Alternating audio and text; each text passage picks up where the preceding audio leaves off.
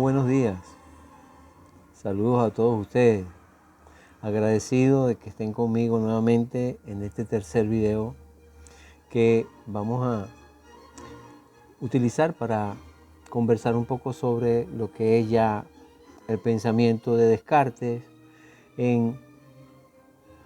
el contexto de lo que es el sistema de corriente filosófica llamado racionalismo.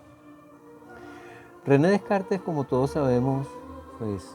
fue un matemático, físico, filósofo francés que tuvo su periodo de existencia entre 1596 y 1650, a quien hoy se le considera es el padre de la filosofía moderna, por su importante influencia en todo cuanto tiene que ver con ese interés por abrir el camino hacia una nueva ciencia que era considerada como necesaria para generar conocimientos que fuesen objetivos, verdaderos, comprobables. De allí que esas ideas valoraran al hombre libre, al hombre pensante, al hombre racional,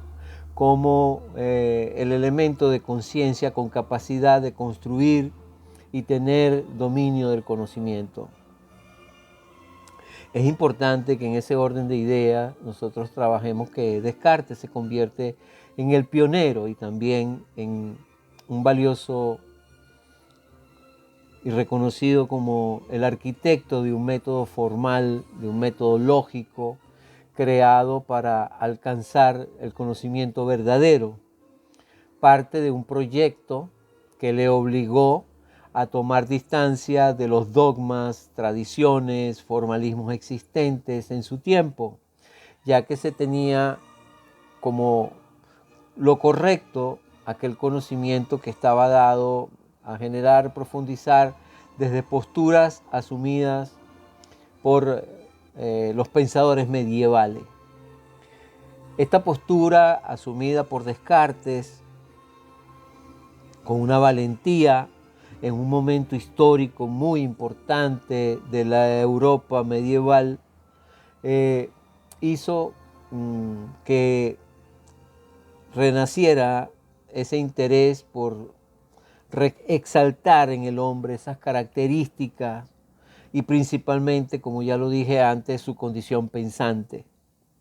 Lo que hizo que el hombre, de alguna manera, por decirlo así, desplazara a Dios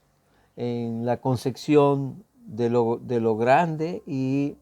de alguna manera fundó los principios del racionalismo. Una corriente de pensamiento que, como sabemos, se opone al empirismo por causa de sus propios principios. El racionalismo es entonces una corriente innovadora, audaz, de bases propias, sobre las cuales se erige el pensamiento moderno, que tuvo como mayor legado el realce de los procesos mentales ordenados, sustentados en una lógica bien organizada y construida, de la cual hoy todavía el hombre hace uso en posesión y señorío de su principal facultad, que es la razón. Fue así como el racionalismo pasó a ser entendido como una actitud filosófica de carácter nociológico con cierta tendencia epistemológica que desde la naturaleza humana tomó lugar en el hombre para que se reconociera como su propio Dios. Por poseer esa facultad de la razón y de su correspondiente racionalidad.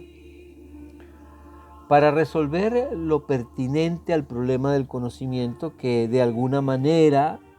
y hasta ese momento sí se consideraba útil ciertamente para muchas cosas, pero que no estaba comprobado ni tampoco era reconocido, sino como un elemento filosófico meramente especulativo. Teniendo lo anterior presente, encontramos que René Descartes en su pensamiento se aparta de lo ontológico con una preocupación prioritaria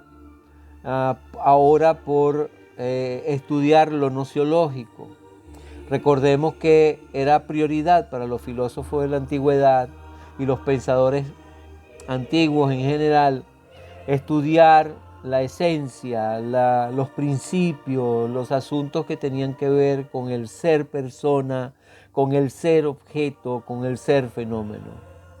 René Descartes toma distancia del conocimiento hegemónico impuesto hasta aquel momento por la Iglesia en sus doctrinas y sus dogmas, fundados en lo escrito en la Biblia y tomado de aquellas otras tantas escrituras elaboradas mayoritariamente por filósofos que eran teólogos, quienes de alguna forma escribían o eran autores de aquellos libros, memorias, traducciones, interpretaciones, en los que se imponía como obligatoria y permanente las costumbres heredadas, las creencias, las tradiciones y todo aquello que de alguna manera pues, se constituyó en razonamiento filosófico que a fin de cuentas fueron tomados como asuntos especulativos, útiles pero carentes de fundamentación lógica.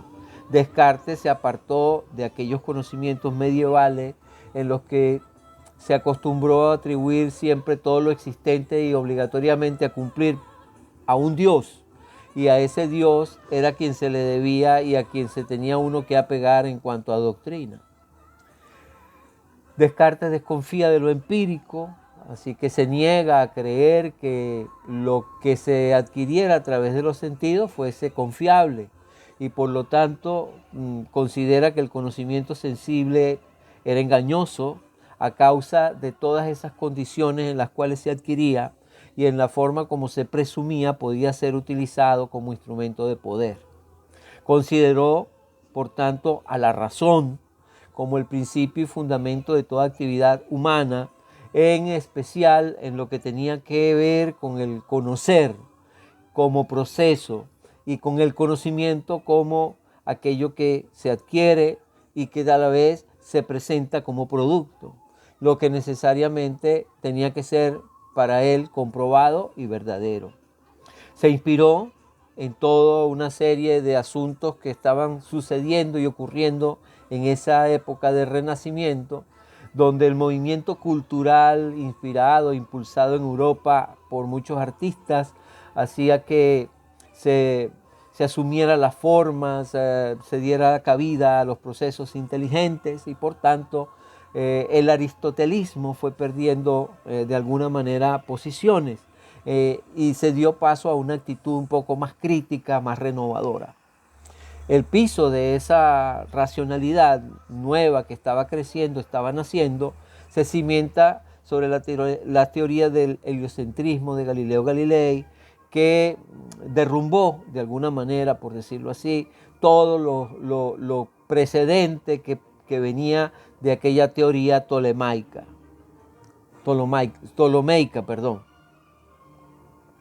En aquel momento Dios ya dejó de ser el centro de atención. El hombre tomaba un rol protagónico en el orden del cosmos al ser valorado como un ser pensante y de alguna forma el humanismo, por otra parte y en Europa, ya se venía desarrollando y se abrían entonces puertas hacia una nueva ciencia antes precedida por los trabajos que ya había presentado Francis Bacon en 1620 con su representación máxima en el Novum Organum Scientiarum. Instauró el racionalismo moderno partiendo de la necesidad de obtener un conocimiento en el cual ya Descartes presumía se tenía que dejar y se tenía que reflejar una existente consistencia en cuanto a un reflejo auténtico de lo que era el pensamiento con relación a aquella realidad objetiva en la cual era objeto de la observación por parte de quienes quisieran acercarse a la verdad en un contexto determinado.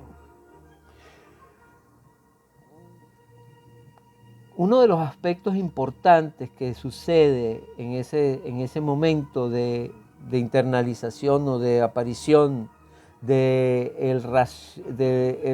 racionalismo fue el problema de conocimiento.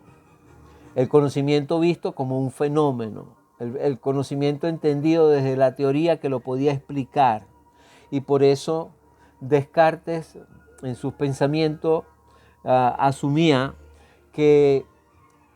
en el pensar de Aristóteles el mundo existía en función de un orden y que por tanto el pensamiento también tenía que ser ordenado, tenía que llamarse a asumir un proceso pensante capaz de crear conocimiento nuevo a partir de ideas propias, innatas, distintas de aquellas que se llamaban adventicias o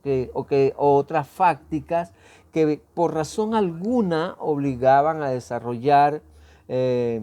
diferentes conceptos al momento de percibir los elementos que provenían del mundo externo, de ese mundo sensible al cual obligatoriamente había que acercarse para obtener conocimiento. Para Descartes, el conocimiento que se poseía y que se obtenía en aquel entonces estaba muy afectado, como ya lo dije, por la iglesia, por los elementos del pensamiento medieval, y por tanto buscó obtener un conocimiento más seguro, un conocimiento demostrable, que se requería como muestra de un pensar idóneo, similar al matemático, basado en un orden, en una forma de pensar que de alguna manera se sustentaba en un método deductivo. Es por ello que Descartes en sus meditaciones escribe que tenía que partirse de una duda metódica, que consistió de alguna manera en mostrar en todo momento incertidumbre ante el conocimiento o ante lo que se tenía que conocer para lograr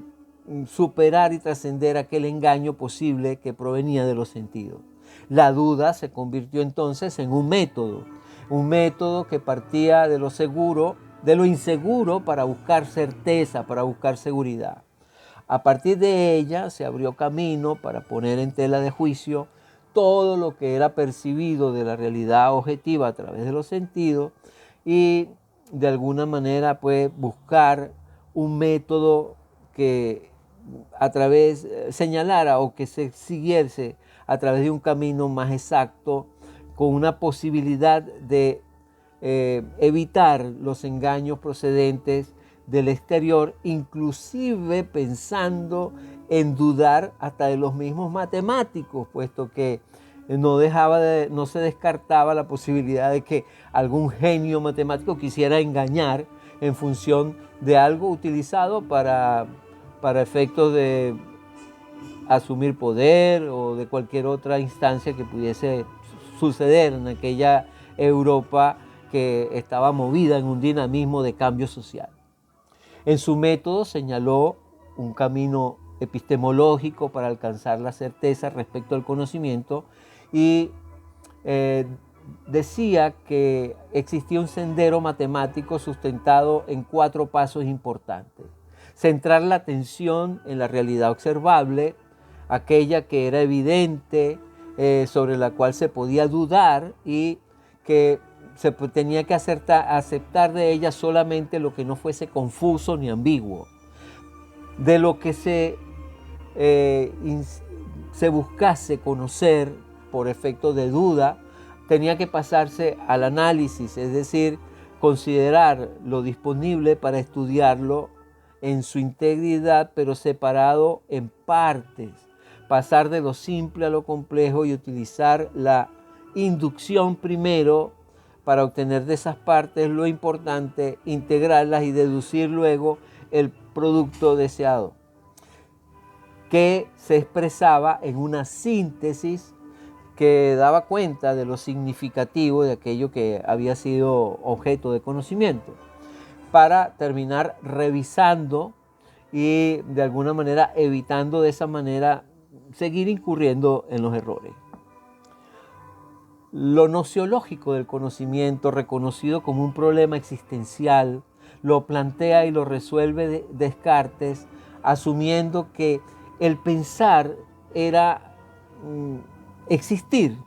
que la duda llamaba al hombre a pensar y el hombre que piensa se hace consciente de que él existe y a la vez de lo que piensa. Por lo tanto, en ese modo de ver las cosas, el hombre al pensar se hacía consciente de lo que ocurría antes de expresar sus propias verdades. Es para Descartes entonces el conocimiento un problema de tipo nociológico, fenomenológico, que debe encontrársele respuestas y así expone que cada individuo, de alguna manera compuesto por sustancias, tenía algo único que determinaba su ser, que lo distinguía de los demás, ya que la sustancia ajustada a cada uno en particular no podía estar presente en otro ser distinto. En ese sentido, pues entonces permite ubicar cada individuo en diferentes categorías, lo cual sucede que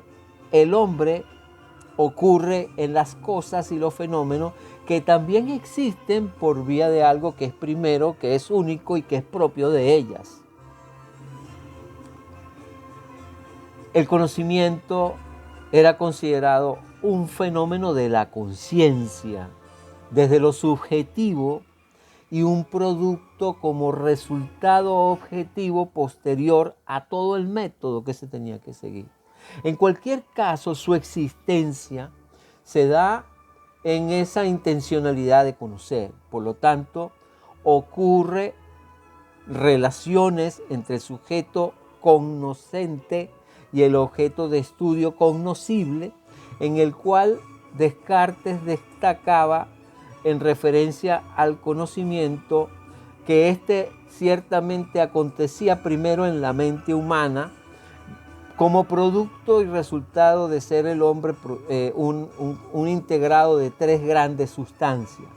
La res cogitans, o la res que piensa, presente en el sujeto, en la mente, en el alma humana, que es ese yo como sujeto pensante, conciencia, ojo, no el de carne y hueso, materia, es la sustancia, es el sujeto que se muestra idéntico en su mente y que de alguna manera es quien construye conocimiento en sus estados mentales y que lo hace de una manera consciente. Tal como puede notarse, Descartes separa aquí el concepto de alma que nosotros veníamos conociendo integrado al cuerpo, y esta vez lo hace de una manera casi radical, hablando de un yo pensante que asegura llega a ser autoconsciente. Lo reduce a dos facultades: la voluntad del espíritu que impulsa el hacer y el entendimiento por la razón, rompiendo con la tríada perfecta y armoniosa de la cual ya nosotros hemos hablado en los videos anteriores. Habla de ideas innatas, determinadas en la razón, independientes y manifestables solo por la libertad del yo pensante, que no está sometido a nada, que hace uso de la razón en su libertad y en sus planteamientos nos deja saber que las pasiones, aquellos sentimientos encontrados que surgen en el hombre de manera involuntaria, tienen que ser controlados por la razón para que el alma logre realmente hacer del hombre un ser feliz, libre de todas esas perturbaciones.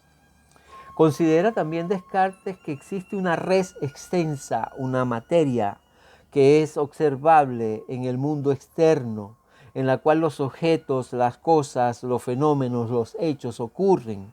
que tienen formas, que tienen dimensiones, cualidades, características físicas observables y sujetas a conocimiento por parte del hombre. Por lo tanto, ese objeto, esa cosa llamada res,